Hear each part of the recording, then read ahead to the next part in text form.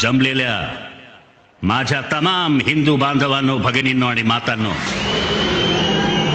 आज तुफान गर्दी दिसते. अरे नाशिक म्हटल्यावर गर्दी उसळणारच. नाशिक आणि शिवसेनेचं एक नातं नाही म्हटलं तरी आहेच, आणि ते राहणारच.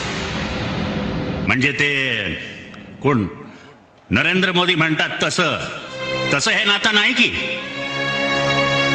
नासिक से मेरा पुराना नाता है.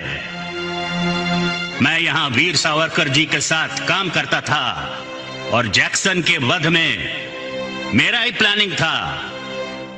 अरे जातील तिथे गणवायचंय आणि लोकही गणतात.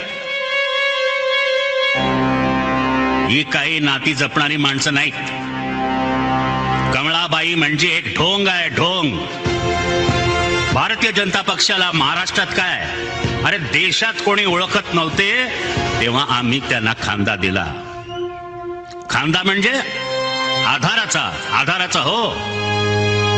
अरे महाराष्ट्रात त्यांना आम्हीच वाढवलं, पण आता त्यांना खांदा द्यायची वेळ आली आहे.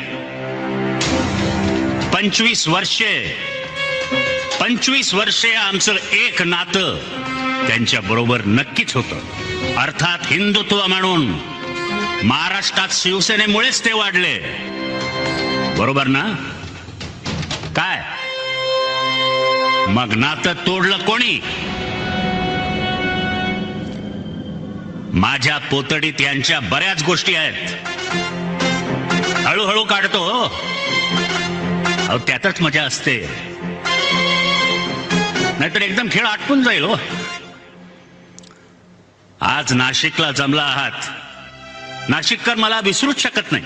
का आहेत ना सगळ्या जागेवर. बरं तो आपला बबन घोलप कुठे आहे?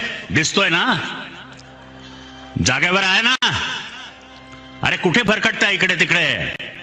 अरे बाबांनो, शिवसेना आहे म्हणून तुम्ही आहात. हा जो समोर साधा शिवसैनिक बसलाय ना, तो महत्वाचा आहे. त्याने तुम्हाला आमदार खासदार बनवलं. बातम्या सुरूच आहेत, हा गेला तो गेला. अरे अस्वलाच्या अंगावरचे 2-4 केस गळले, उपटले, अरे काय फरक पडतो?